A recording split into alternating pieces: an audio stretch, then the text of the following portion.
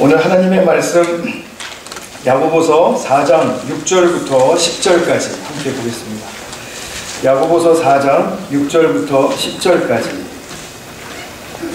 제가 봉독하겠습니다. 그러나 더욱 큰 은혜를 주시나니 그러므로 일러스되 하나님이 교만한 자를 물리치시고 겸손한 자에게 은혜를 주신다 하였느니라. 그런즉 너희는 하나님께 복종할지어다. 마귀를 대적하라. 그리하면 너희를 피하리라. 하나님을 가까이 하라. 그리하면 너희를 가까이 하시리라. 죄인들아 손을 깨끗이 하라. 두 마음을 품은 자들아 마음을 성결하게 하라. 슬퍼하며 애통하며 울지어다. 너희 웃음을 애통으로 너희 즐거움을 근심으로 바꿀지어다. 주 앞에서 낮추라. 그리하면 주께서 너희를 높이시리라. 아멘. 오늘 본문 굉장히 중요한데요. 디모데 우리 형제자매들이 모두 다 빠져있기 때문에 안 그래도 제가 그렇게 하려고 했지만 다음 주에도 이 같은 본문으로 조금 더 상세하게 설명을 붙여서 강해 설교를 말씀을 드리려고 합니다.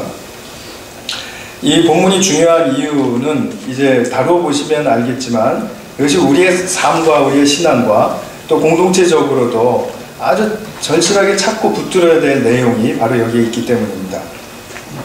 제가 야고보서 강의 처음 시작할 때 야고보서에는 두 개의 큰 산맥이 있다. 이것을 우리가 같이 격려하면서 잘 넘어갔으면 좋겠다라는 그런 희망을 말씀드렸었습니다. 첫 번째 산맥은 2장에 있었죠. 2장에서 믿음을 갖되 행함 있는 믿음이라는 것이 과연 무엇인가? 그 본질을 알고 있으며 그 행함 있는 믿음이 우리의 삶에서 나타나고 있는가? 그것이 나타나려면 어떻게 우리가 살아야 하는가? 또 어떤 태도와 또 어떤 깨달음 위에 서야 하는가 하는 그런 부분들 말씀을 드렸었죠.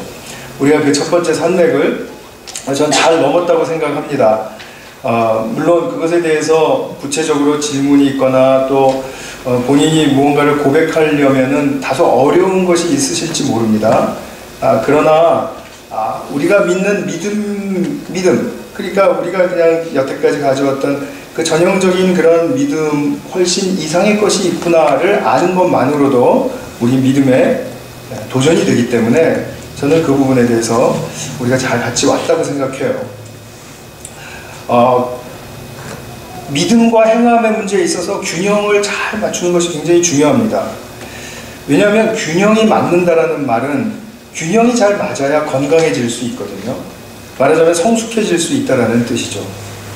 우리가 몸을 볼 때 어떤 기관, 여러 가지 기관이 있죠. 그리고 또 피도 흐르고 호르몬도 나오고 하는데 이런 것들이 균형을 맞추지 못하면 질병이 심각하게 올 수 있지 않습니까? 정말 우리가 그런 끔찍한 사건들 많이 보게 되죠. 호르몬 아주 미량이 부족한데 그것이 막 내 삶의 전체를 이렇게 막 빈혈이라든지 아니면 호흡곤란이라든지 이런 것들이 오게 해서 굉장히 장애가 되는 경우가 많지 않습니까? 굉장히 큰 고통을 주는 것이죠. 그래서 불균형이라는 것은 굉장히 위험한 사인입니다. 그것과 같이 우리가 성경의 지식이라든지 성경을 보는 태도라든지 또 성경으로부터 우리가 받아서 이게 잘 갖추어야 할 그 균형 있는 지식은 굉장히 중요한 것이죠. 영혼의 건강에 굉장히 중요한 것입니다. 말하자면 정신세계의 건강에 중요하다라고 말씀을 드려도 됩니다. 그렇게 표현할 수 있죠. 문제는 뭐냐면 영혼의 질병은 몸의 질병만큼 본인이 인식하고 느끼기가 어렵다는 것입니다. 몸의 질병은 내가 고통을 느끼지만 나만 고통을 느끼죠. 내 몸에 질병이 생기면. 그러나 내게 있는 영혼의 질병은 내가 아니라 상대를 고통스럽게 한다는 데 문제가 있습니다. 관계를 메마르게 하기도 하고 또 파괴하기도 한다는 거죠. 그래서 여전히 이 자신의 불균형의 문제는 인식하지 못하고 인정하지 않기 때문에 굉장히 다루기가 힘든 부분입니다. 그럼에도 불구하고 성경은 줄곧 포기하지 않고 우리에게 믿음이 있으면 어떤 믿음이어야 하느냐, 행함은 또 어떤 행함이어야 하느냐. 계속해서 우리의 그 균형을 맞춰주기 위한 그 하나님의 메시지가 우리에게 들려지곤 하는 것이죠. 오늘은 그 두 번째 산맥을 맞이하면서 그리하면이라는 말에 좀 초점을 두고 싶습니다. 그리하면, 그러니까 그렇게 살면 하나님께서 더욱 큰 은혜를 주신다라는 그런 말씀. 오늘 6절의 말씀에서 제가 이 설교 제목을 가져왔는데요. 그리하면의 신앙이라는 것은 무엇인가? 그것의 그림을 좀 잘 그려야 하고, 그리고 그리하면의 신앙에 닻을 잘 내려야 한다는 거죠. 그래서 오늘 이 부분을 다루려고 하는데, 그리하면의 신앙과 좀 짝이 되는 그러므로의 신앙을 좀 먼저 소개하고 싶습니다. 기독교 신앙은 그러므로의 신앙이다, 이런 말씀 들어보신 적 있습니까?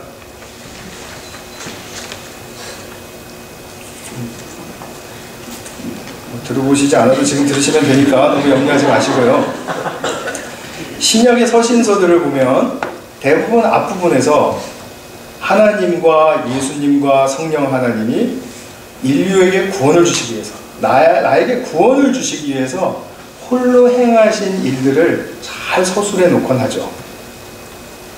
하나님이 어떤 계획과 의도를 가지고 계셨고, 어떤 마음 위에 당신의 구원의 계획을 펼치셨으며, 그것을 성취하는 십자가의 그 예수 그리스도를 소개하고, 그리고 성령 하나님께서 바로 우리에게 내주하심으로 말미암아 그 구원의 도를 전하고, 그리고 그것을 살게 하는 힘을 공급한다. 그래서 우리가 그런 구원의 삶을 살기 위해서 이미 성취해 놓으신 어떤 만족스러운 조건과 영적인 환경이 우리에게 선물로 주어졌다. 이것을 서신서 앞부분에서 늘 우리에게 강조해서 설명하곤 합니다. 하나님께서 이렇게 구원의 성취를 이루신 것, 말하자면 구원의 성취를 이뤘다는 것은 내가 구원을 받기에 완벽한 조건을 만드셨다는 뜻입니다. 그렇게 완벽한 조건을 만들어 놓으신 것은 인간이 필요해서 요청을 해서 해주신 것도 아니고, 그리고 우연히 하나님이 그냥 어떻게 하다 보니까 된 일도 아닙니다. 이것의 대표적인 예가 뭐라고 볼 수 있을까요? 십자가입니다. 예수님께서 십자가에서 죽으신 것은 사람들이 생각해 보니까 내가 구원받기 위해서는 예수님이 좀 메시아가 좀 죽으셔야 되겠네요. 그거를 먼저 깨닫고, 그래서 하나님께 기도하기를 메시아가 오시면은 이제 죽음에 이르게 하옵소서. 이렇게 해서 예수님 십자가에 돌아가신 거 아니죠. 우리는 그런 일들은 상상도 하지 못했습니다. 그런 일들은 아예 우리의 인식 속에 있지도 않았습니다. 그런데 우리가 그것을 요청하거나 아니면 뭔가 도움을 드리겠다고 하는 그런 행동 이전에, 훨씬 이전에 차원이 다른 그런 차원에서 예수님은 십자가에서 하나님의 구원을 이루신 것이죠. 하나님은 절대로 이것이 예수님이 흘러가는 어떤 인생 속에서 우연히 군인들에게 붙잡히고, 죄가 없는데 우연히 붙잡히고, 그리고 오해받고 끌려가고 고난당하고 죽임 당했구나, 이런 게 아니라는 거죠. 이것은 분명히 하나님의 치밀하신 계획과 의도가 있는 일이었고, 그리고 인생을 다스리시고 역사를 다스리시는 그 하나님의 섭리 속에서, 이 섭리라는 말 굉장히 오묘하고도 중요한 말입니다. 우리가 논리적으로 알 수 없는 어떤 것을 하나님은 선한 목표를 향해서 일을 해가실 때 그것을 하나님의 섭리를 이루신다라고 말합니다. 그러니까 우리는 다 알 수 없고 논리적으로 알 수 없어요. 그러나 그 섭리 속에서 분명한 당신의 선하신 목적을 가지고 허용하신 사건이 바로 십자가의 사건이었던 것이죠. 우리의 구원에 관한 일을 시작하시면서 모든 배경 속에서, 모든 환경 속에서 구원의 완벽한 조건을 이루신 것은, 다시 말씀드리지만 인간의 도움이나 조언이나 어떤 것도 조금도 인간적인 것이 개입된 것이 없습니다. 이것을 서술하고 그러나 그것을 성령 안에서 감동 있게 전하는 성경은 읽는 독자로 하여금 그것을 받아들이기를 원하는 것이죠. 그것을 인정해 주기를 원하는 것입니다. 그래서 우리가 성령의 역사를 힘입어서 그 말씀을 들었을 때, 아, 이것이 정말 내가 받게 된 그런 하나님의 깊은 의도 속에 있는 일이었구나. 내가 여기다가 앞으로 내 삶을 싣고 의지하고 그리고 투신해야 되겠다. 이런 결단을 갖게 되면, 그리고 이런 감동 속에 있게 되면, 그러면 하나님 앞에서 누구든지 새로운 존재가 되고 새로운 피조물로서 새로운 삶을 시작할 수 있는 것을 성경은 말하고 싶은 것이죠. 존재의 변화가 일어난다는 것입니다. 내가 이 복음에, 하나님이 행하신 일에 대한 이 복음의 말씀을 듣고 나면, 그러면 우리는 내가 행동이 변하기 전에 존재의 변화가 먼저 일어난다는 겁니다. 새로운 피조물이 된다는 것이죠. 그리고 나서 서신서의 전반부에서는 이렇게 하나님이 이루신 일들에 대해서, 홀로 이루신 일들에 대해서 말해주고, 그리고 이제 나머지 후반부에 대해서 도입할 때는 항상 그러므로 하나님께서 홀로 이런 일을 행하 주셨으므로, 그러므로 하나님의 백성들은 어떤 목적을 향해서 어떤 의도와 어떤 방식을 가지고 살아야 하겠는가. 그래서 서신서의 항상 결말은 그러므로 하나님의 뜻에 합당하게 이렇게 살라라는 것으로 결말을 짓곤 합니다. 로마서를 보면은요, 1장에서 11장까지는 온통 다 하나님께서 행하신 일을 설명합니다. 그리고 12장으로 넘어가면서는 그러므로 하나님이 기뻐하시는 거룩한 삶 제물로 드리는 영적 예배의 삶을 살라, 이렇게 말하는 거죠. 에베소서도 보면은 1장에서 3장까지는 하나님이 행하신 일을 잘 설명해 주죠. 삼위 하나님이 하나가 되어셔서 또 화목하게 하신 그 구원의 일을 설명해 주시죠. 그런 다음에 4장으로 들어가면 그러므로 부르심에 합당하게 행하여 겸손과 온유와 오래 참음과 사랑 안에서 서로 용납함으로 하나됨을 지키라, 하나됨을 지키는 삶을 살라, 이렇게 우리에게 말해줍니다. 그러므로의 신앙이에요. 그래서 그러므로의 신앙입니다. 하나님이 기뻐하시는 영적 예배의 삶을 살면, 하나님을 지키는 삶을 살면, 그러면 어떤 미래가 펼쳐집니까? 이 부분에 대한 초점이 우리에게 새롭게 부각되어야 된다라고 저는 굳게 믿습니다. 여기에 대한 믿음과 소망이 그렇게 분명하지가 않습니다. 내가 이렇게 살면 하나님께서 어떻게 반응하신다. 말하자면은 이렇게 말씀드려도 돼요. 내가 어떻게 사는 것이 조건이 되어서 하나님께서 그 조건에 어떻게 반응하신다라는 그런 측면, 분명히 성경에서 말하고 있는 부분이라는 것입니다. 근데 그러므로의 신앙에서 하나님께서 이렇게 하셨으므로, 그것이 원인이 되었으므로 우리는 이렇게 살아야 한다라는 것을 강조하고 또 강조하고 또 강조한 나머지, 이제는 우리가 어떠한 하나님의 축복의 미래의 사건을 맞이하기 위해서 나의 삶이 어떠한 원인이 되어야 된다라는 사실에 대해서는 까맣게 놓쳐버리고 있다는 것입니다. 기껏 우리가 원한다는 게, 내가 하나님의 말씀대로 선하게 살면 하나님께서 내 인생 잘되게 해주시겠지, 뭐 이런 바람 정도? 그것은 너무 세속적인 차원에서 하나님의 축복을 기대하는 것이죠.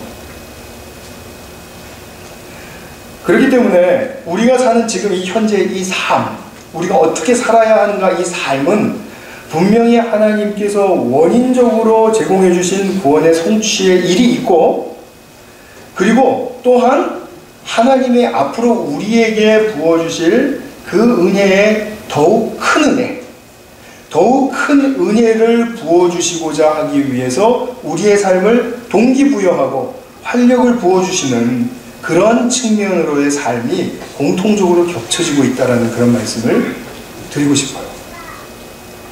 근데 제가 말씀드리고자 하는 오늘 그리하면, 그렇게 살면은 하나님께서 이렇게 하시리라는 그런 측면에서의 삶이, 구도가 너무 우리에게 익숙하지가 않습니다. 사실은 우리의 신앙적인 사고 속에서 익숙하지가 않습니다.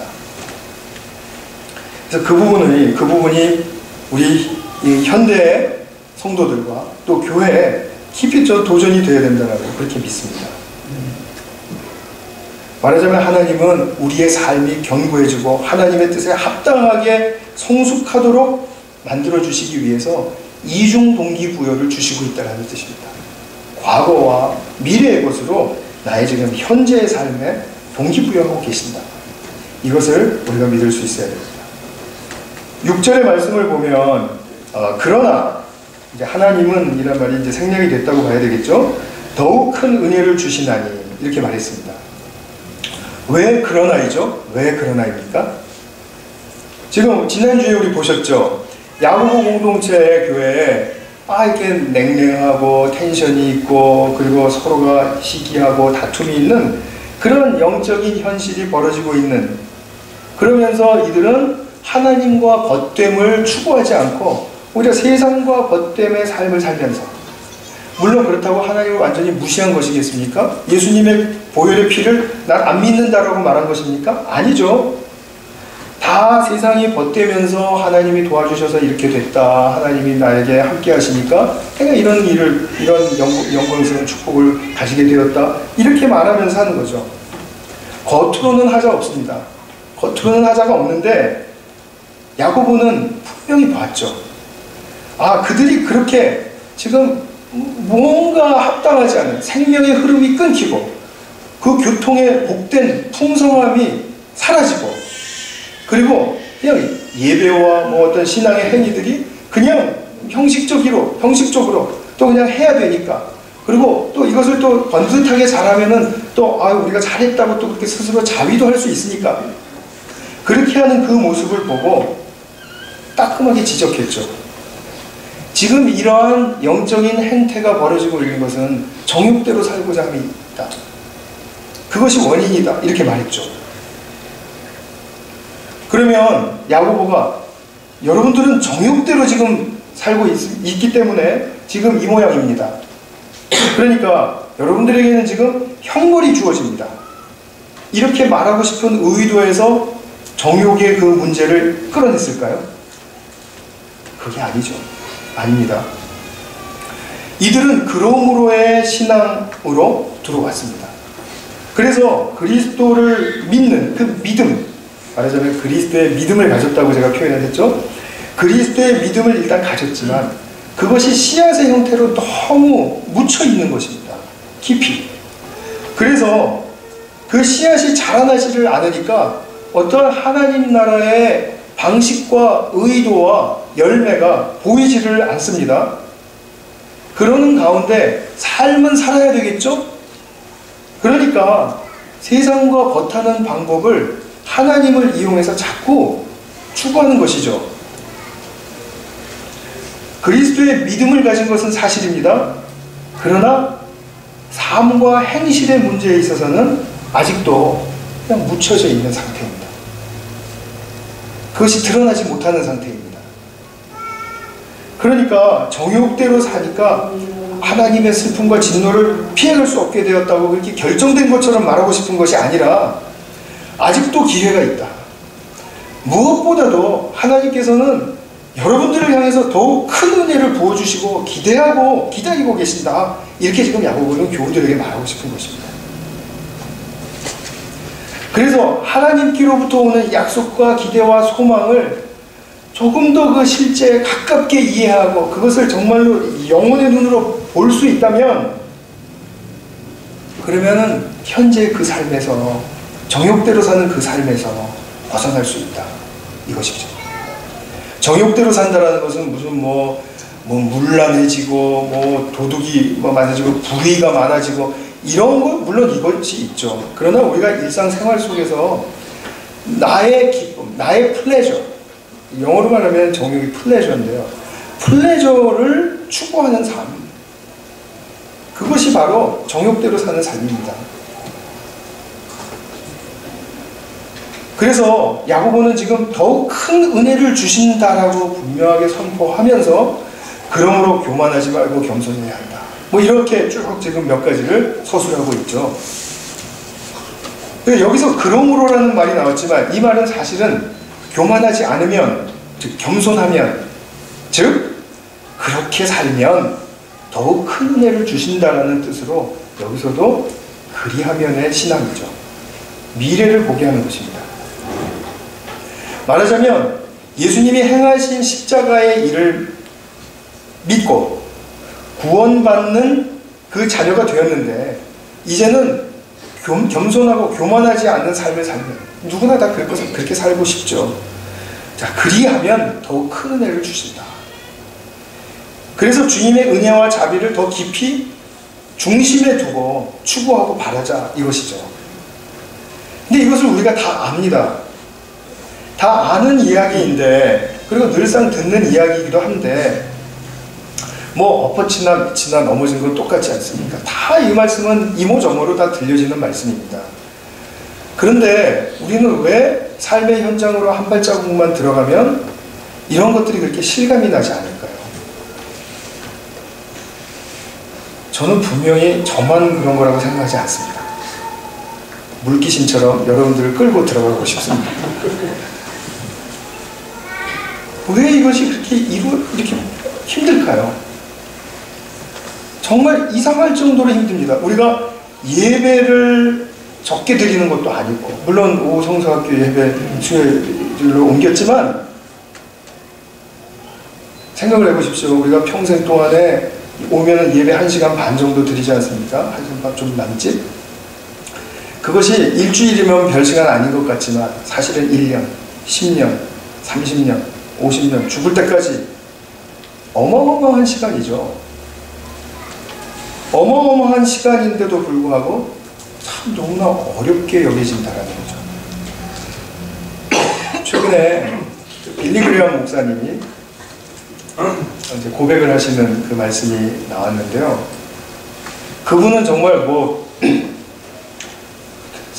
설교하시고 난 다음에 자, 복음을 받아들일 분들 다 나오십시오. 그래가지고 수만 명, 수십만 명 다 합치면은 수백만 명을 주님께로 인도했다 그러고 그 사람들 다 구원받았다라고 선포해 주지 않았습니까? 분명하지 않습니까? 그런데 그분이 지금 90몇 세세요. 90 중반쯤 들어가셨는데 본인이 그렇게 말씀하신다는 거죠. 이 그리스도인들의 세대를 보니까 내가 복음을 전하고 그리고 그 복음을 받아서 구원받았다라고 선포해준 그 사람 중에 5%만 구원을 받았으면 더 이상 소원이 없겠다.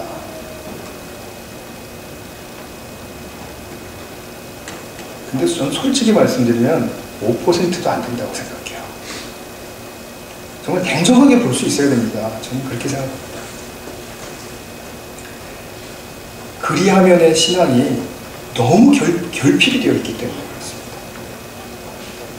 그리하면 하나님이 어떻게 해주신다는 선명한 영적인 눈이 띄어지지 않았기 때문에 그것을 볼 수도 없고 또 그것이 온통 가려진 채로도 그냥 자기 자신이 괜찮다라고 생각하면서 살기 때문에 우리의 영적인 진보라는 것은 너무나 미미한 것이죠. 시간의 흐름에 따라서 10의 스피드로 가야 된다면 시간의 흐름에 따라서 스피드가 있긴 해요. 5, 3 그러면 결국은 이 정도 스피드로는 흐름을 따라갈 수 없다는 얘기가 됩니다. 점점 간극이 벌어지는 것이죠. 오늘날 그리스도인의 삶과 교회 공동체의 현실이 바로 이렇게 점점 멀어지고 있는 것은 아닌가. 너무나 두려워요. 이제 우리가 눈치챌 수 있는 사실이 한 가지가 있습니다. 살아가면서 아, 우리가 하나님의 더 큰 은혜를 받지 못하고 있구나. 더 큰 은혜를 받지 못하는 이유는 무엇입니까? 제가 지금 말씀드린 것처럼 그리하면의 삶의 내용들이 결핍되어 있기 때문입니다. 말하자면 앞서 말씀드린 불균형이 지금 균형을 맞춰서 진행되고 있지 않기 때문입니다. 불균형인 상태로 오래 가면 시간만 갈수록 더 피해는 커지고 상태는 나빠지겠죠. 자, 이런 것입니다. 우리가 이제 학업에 임하고 직장에서 또 일하고 이렇게 하다 보면은 공부 열심히 해서 거기에 좋은 점수도 받고요. 거기에 또 더해서 교수님의 칭찬도 받고 격려도 받고 그러면 아주 기분이 좋아지지 않습니까? 직장에서 일을 할 때도 내가 정말 성실하게 일하고 그만큼 대가를 받고 그런데 어떤 때는 또 보너스도 준단 말이죠. 그러면은 야, 하나님께서 정말 내가 한 것보다 더 채워주시네. 이런 정도의 세속적인 차원에서의 보상에 만족하니까 이 현실이라는 것이죠. 하나님이 도우시는 건 맞습니다.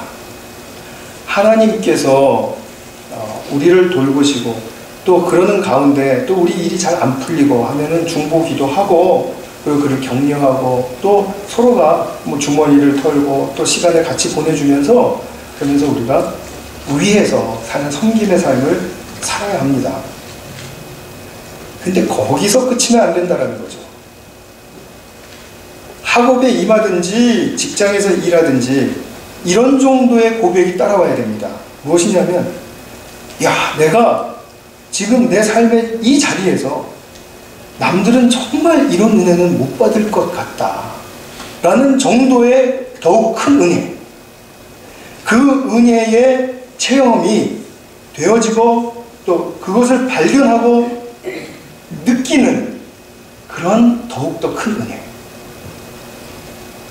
남들이 가정주부로서 이렇게 살아가지만 내가 내 가정을 돌보면서 이 가정을 위해서 살아가면서 이것보다 더 큰 은혜가 있을까? 할 정도로, 물론 다 있죠. 다들 그런 큰 은혜 체험하게 되는데 내가 그것을 경험할 때는 꼭 나만 경험하는 것 같은 그런 특별한 은혜의 체험. 이것이 열려있는 삶을 살고 있다는 뜻이에요. 정말로 하나님이 이 축복의 세계를 활짝 열어놓고 우리를 기다리고 계신다는 거죠. 내가 관계하고 있는 이제 여러 관계들이 많이 있습니다. 뭐 우리가 다 각자가 있지 않습니까? 그러면 그냥 내가 교만하지 않고 겸손하게 하니까 상대도 나한테 뭐 무례하게 행하지 않는구나. 내가 이렇게 못되게 구니까 저 사람은 또 저렇게 나한테 좀 못되게 구는구나. 이렇게 해서 하나님 제가 좀 잘해서 좀 이렇게 저 사람도 좀 저한테 잘해주게 좀 이렇게 해주시면은 얼마나 좋을까요?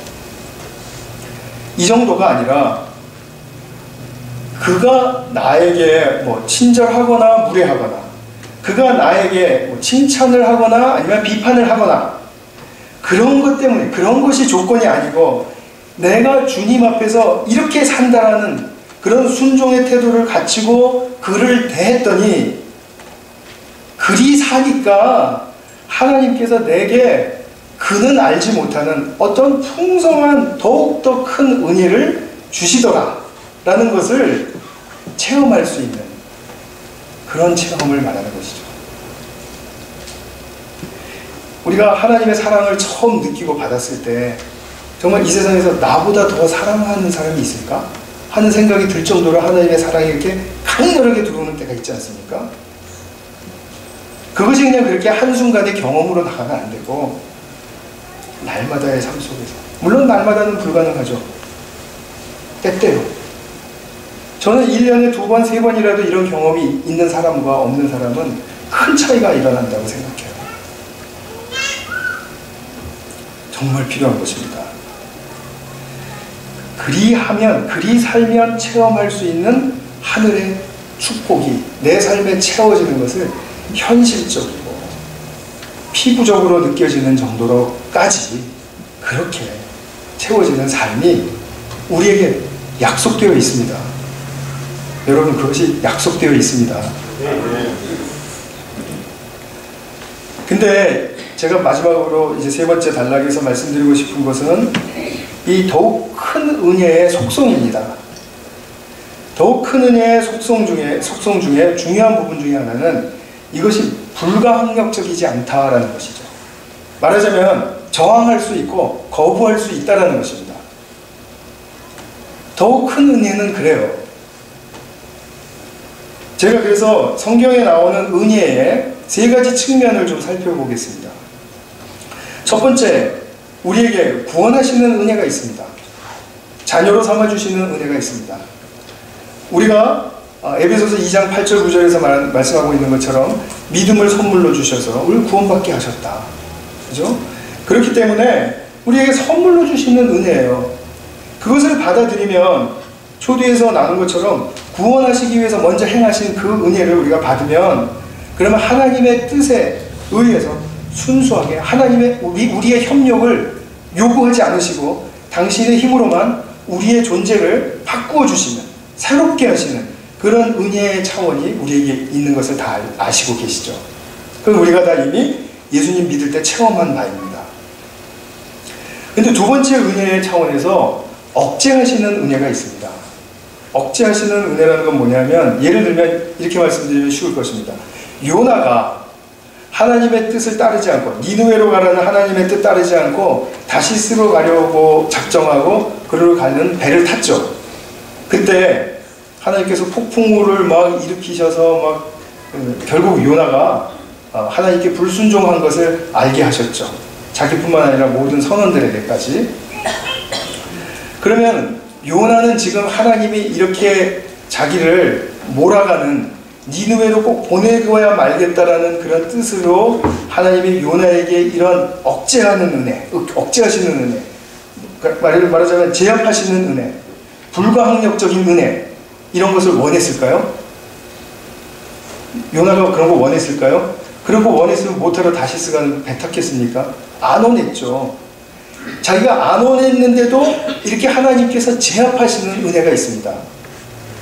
많은 사람들이 하나님의 은혜를 이야기할 때 불가항력적인 이런 은혜를 많이 얘기합니다. 나는 정말 이렇게 하고 싶었는데 하나님이 그렇게 내버려 두시지를 않았다. 그러면서 덧붙이는 말이, 내가 잘 되는 꼴을 보시지를 못한다 라든지, 하나님은 정말 인간의 마음을 몰라도 너무 모르신다 라든지, 뭐 이렇게 하면서 제가 하는 말을 그냥 평소에 간증을 그냥 그대로 말씀드려요. 어쨌든 간에 억제하시는 은혜가 있습니다. 나를 거기 아니면 안 되게 하시는 그런 은혜 있습니다. 야고보 교우들도 억제하시는 은혜에 의해서 자기들이 추구하는 방식의 일들을 이룰 수가 없었어요. 우리가 그래서 대부분 이 수준에 머물고 있다, 이렇게 보시기 쉬울 것 같습니다. 보시면 될 것 같습니다. 그런데 세 번째로 체험적인 은혜가 있습니다. 바로 더욱 큰 은혜입니다. experimental grace라고 이렇게 말할 수 있죠. 야고보가 염두에 둔 은혜의 차원이 바로 여기에 있습니다. 이것은 실제 삶 속에서 역사하시는 그런 실제적인 능력을 말하는 것입니다. 삶에 힘이 생기는 것을 말하는 것입니다. 야고보는 교우들이 구원받았습니다. 그리스도의 믿음을 가진 자들이었죠. 구원받고 보존되기도 합니다. 그러나 그 삶의 수준, 그 수준에서 벗어나라는 것입니다. 야고보는 교회가 세상에 영향을 끼치지 못하여 머물고 있는 그런 행함 없는 죽은 믿음으로부터 벌떡 일어나 깨어나기를 원했던 것이죠. 이것은 우리를 굉장히 성화되게 하고 성숙되게 하는 체험적인 은혜를 말합니다. 한번 생각해 보십시오. 우리가 예수님 믿으면 다 똑같은 수준으로 성화됩니까? 성숙해집니까? 절대로 아니죠. 다 다른 레벨에 있습니다. 뭐 그 레벨이 좋고 나쁘고 뭐 높고 낮고를 떠나서 다 다른 레벨입니다. 그래서 이 성화되기 위해서 우리가 이 체험적 은혜를 수용하고 그리고 누릴 수 있어야 된다라고 말하는 것은 바로 불가항력적으로 역사하지 않는다라는 말씀이죠. 내게 성숙할 수 있는 기회를 여러 번 주셨는데도 불구하고 내가 그 기회를 무시하고 거부하면, 그러면 나의 성숙의 수준은 하나님이 의도하신 것에 훨씬 못 미치겠죠. 그런데 하나님은 왜 이 더욱 큰 은혜를 불가항력적으로 역사하시지 않습니까? 왜 거부할 수 있도록까지 허용하십니까? 그것은 우리를 존중하시기 때문입니다. 나를 끝까지 존중하시기 때문에 절대로 억지로 제압하면서 이렇게 은혜를 베푸시려고 하지 않습니다. 우리를 품위 있게 대하시고 품위 있게 대하시는 하나님 앞에 우리도 또한 품위 있게 반응하기를 원하시는 것이죠. 자발적인 순종으로 하나님을 기쁘시게 하려고 하는 기회를 놓치지 않기를 바라시는 것이죠. 세상과 벗이 되고 싶은 마음도 있지만, 그러나 그것을 택하지 말고 자발적으로 하나님의 영예를 구하는 그러한 삶으로 나아가기를 기대하시고 있기 때문입니다. 그러면서 하나님의 영예를 구하는 그 삶 속에서 내가 정말 그것 때문에 즐거움이 일어나는 그것을, 그 현장을 같이 나누고 싶기 때문에 그러신 것입니다. 하나님께 우리가 영광을 돌리면 내가 영광 받았다, 잘했다 이렇게 하시는 게 아니라, 하나님 그 자리에 하나님의 영광이 나타나는 순간에는 그것은 즐거움과 희락의 순간입니다. 그래서 하나님의 나라는 의와 평강과 희락이다 이렇게 말하지 않았습니까? 희락, 즐기는 것이죠. 하나님과 함께 하나님의 영광이 드러나니까 세상 차원과는 비교할 수 없을 그런 수준의 축복과 영광이 있더라, 이것을 알게 하시고, 그것이 바로 인간됨의 풍성한 길로 나아가고 장성한 분량에 이르기까지 꼭 필요한 것이다라는 것을 하나님께서는 지금 말씀하고 싶으신 것이죠. 만일 이 더욱 큰 은혜가 불가항력적이고 제약적이고 그렇다면 모든 신자들은 동일할 것입니다.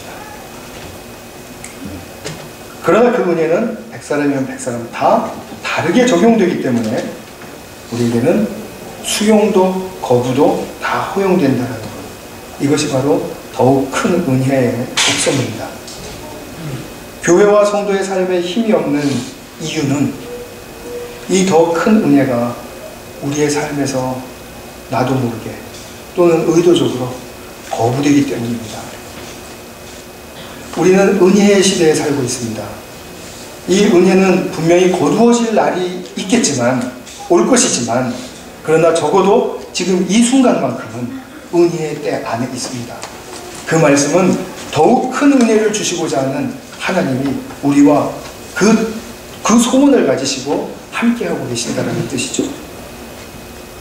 그래서 이것은 우리 삶의 정황들이 바뀌거나 새로워지거나 여러 일을 닥칠 때마다 내가 찾고 구해야 하는 것입니다. 마치 우리가 지난주에도 보셨지만 성령이 시기하기까지 우리를 사모하신다. 그죠? 우리 하나님이 우리를 질투하시면서 열망하시면서까지 우리를 그토록 사랑하시듯이 우리도 이 은혜에 대한 열망과 추구가 있어야 된다. 그것이죠. 예수님이 바로 이 그리하면의 신앙의 원조세요. 사도들이 서신서를 쓰면서 이렇게 얘기했지만 사실은 예수님이 먼저 분명하게 엄청나게 많이 말씀해 주셨습니다. 보시면 마태복음 7장 7절에 구하라 그리하면 너에게 주실 것이요 찾으라 그리하면 찾아낼 것이요 문을 두드리라 그리하면 너희에게 열릴 것이요. 예수님이 그리하면 얼마나 말씀 많이 하셨는지 모릅니다. 이 그리하면의 속에 들어있는 예수님의 의도가 저와 여러분들에게 잘 들리실 수 있기를 바랍니다. 마태복음 6장 33절에도 너희는 먼저 그의 나라와 의의를 구하라. 그리하면 이 모든 것을 너희에게 더하시리라. 이제 이 그리하면에 눈을 뜨고 성경을 보시면 예수님이 한두 군데서 말씀하신 것이 아니로구나를 발견하시게 될 것입니다. 그럼 마지막으로 우리가 이 부분을 생각해보고 또 이어서 다음 주에 좀 구체적으로 좀 상세 강해를 6절 이하로부터 하도록 하겠습니다. 우리가 더 큰 은혜를 얻지 못하면 어떤 상황에 처해질까요? 신앙생활을 못하게 되는 것입니까? 아닙니다. 신앙생활 할 수 있습니다. 내 삶이 망가집니까? 아닙니다. 망가지지 않습니다. 그럭저럭 신앙 유지하고 그럭저럭 하나님이 부어주시는 축복이다 믿으면서 살아갈 수 있습니다. 그런데 문제는 내가 이 하나님의 더욱 큰 은혜를 사모하고 취함으로써 그것과 더불어 오는 삶의 힘, 삶의 활력이 난다라든지 예수님의 그 공로와 예수님이라는 존재로 말미암아 내 삶의 즐거움이 샘솟는다라든지 또 하나님의 눈으로 이 세상과 역사와 또 나의 직장과 가정과 교회를 볼 수 있게 하시기 때문에 그 하나님의 눈으로 볼 때 발견할 수 있는 그토록 큰 가치와 의미, 이것은 주어지지 않죠. 더욱 큰 은혜가 임하면 이런 것들은 우리와 멀어지는 것입니다. 그래서 우리가 자칫 더욱 큰 은혜를 잊어버리고 그리고 그것을 구해야 될 필요성을 느끼지 못하고 가끔 원하지만 뭐 해보니까 별로 이렇게 즉각 주시는 것 같지도 않고 그래서 굉장히 시리에 찬 채로 무기력하게 이게 삶을 살다 보면은 그러면 우리는 자동적으로 어떤 삶으로 돌아가겠습니까? 자신의 성실로 살아야죠. 내게 주어진 나의 자원으로 살아야죠. 나의 경험으로 살아야 하고 나의 지식으로 살아야죠. 근데 이것 가지고는 부족하니까 점점 더 많이 달라고 구하게 되겠죠. 결국 무엇이죠? 정욕대로 살게 되는 것이죠. 나의 것을 더 채워달라고 그렇게 구하게 되니까요. 바로 그렇게 돌아가는 완전히 백슬라이딩 하게 되는 거죠. 그러나 더욱 큰 은혜를 갈구하고 찾고 구하는 사람은 현재 내게 주어진 이 상황을 새롭게 바라보고 대처할 의욕과 그것을 통한 신령한 고대함을 갖습니다. 많은 경우에는 그냥 현재 주어진 것들을 떼워버리고 그냥 흘려보내기를 원합니다. 그러니까 우리는 매일 떼워버리려는 그 한순간순간이 시간은 쭉 앞으로 전진하는데도 불구하고 계속 반복해서 살게 되는 것이죠. 제자리에서. 그죠? 새로운 의욕과 새로운 고대함이 없으니까 앞으로 나아가 봐야 기껏해야 내가 좀 잘 되는 거, 우리 가정의 문제 해결되는 거, 이런 정도로 끝내버리는 거죠. 물론 그게 나쁘다는 것은 아닙니다. 그러면서 더욱 큰 은혜를 체험하지 못하는 현실 가운데서는 더 나빠지지만 않으면 다행이다. 이것보다 세상도 더 흉흉해지고 경제도 더 어려워지고 미국 대통령 누가 될지 모르지만 더 앞으로 미래는 불투명하고 어두운데 이렇게 생각하면서 더 나빠지지만 않으면 그것도 축복이다. 이렇게 생각하기 쉽죠. 그러나 이것은 성경의 말씀의 역사, 성령이 충만한 역사는 아니라는 것을 기억하셔야 합니다. 제가 특세기간에 지난번에 말씀드렸는데 성령 충만이라는 것은 신자들 모두에게 주어진 특권이고 그리고 그것이 우리의 삶이 되어야 합니다. 그래서 이제 우리가 정말 진지하게 내 삶이 어떻게 하나님의 더욱 큰 은혜를 향해서 살아야 하는가, 그것을 알기 위해서는 성경을 보시는 수밖에 없고 성경의 길 속에서 하나님의 음성을 듣고 그것에 순종하는 길밖에는 없습니다. 그래서 순종 말고는 길이 열리지 않는다는 사실을 또한 기억하셔야 합니다. 하나님께서 우리를 불러주셨을 때는 우리가 우리의 삶 속에서 앞뒤 가릴 수 없는 어떤 그런 희생만 요구하시는 것도 아니고요. 기껏해야 지금 이 정도에 머물도록 은혜를 내리시는 것도 아닙니다. 제가 마지막으로 정말 마지막으로 말씀 좀 드리고 싶어요. 혹시 살아가면서 나 정도면 됐지 라는 생각이 없나 잘 한번 성찰해 보시기 바랍니다. 중요한 질문입니다. 나 정도면 됐지 라는 판단은 내가 갈 수 있는 그 끝자락까지 이미 와버렸다라는 뜻이고요. 그것을 넘어가지를 못한다라는 뜻입니다. 나 정도면 된 거 아닙니다. 그것을 생각할 수 있는 그 차원, 그 수준 자체를 떠나셔야 됩니다. 그것이 그냥 아예 잊어버려져 있는 새로운 수준으로 계셔야 된다는 거죠. 저도 얼굴이 화끈화끈했습니다. 이 설교 준비하면서. 20대 때, 30대 때 얼마나 나 정도면 됐지라고 생각하면서 살았는지 정말 교만이 딴 게 없구나. 그것이구나. 아직도 그 타성이 붙어 있어서 제가 그것에 올무에 빠져들 때마다 정말 그것이 보여지면은 너무나 사실은 고통스럽습니다. 이거 아닌데.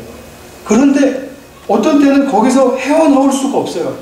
나 정도로면 됐지라는 그 생각 속에서 헤어나올 수가 없어요. 이미 끝자락에 와 있는 거죠. 더 이상 새 것은 열리지 않는 것이죠. 우리가 어떠한 태도로 어떠한 수준의 생각을 가지고 삶을 사는가에 따라서 더욱 큰 은혜가 정말 말하자면 약속된 상과 유업과 보상이 우리에게 열리는가, 그것이 결정됩니다.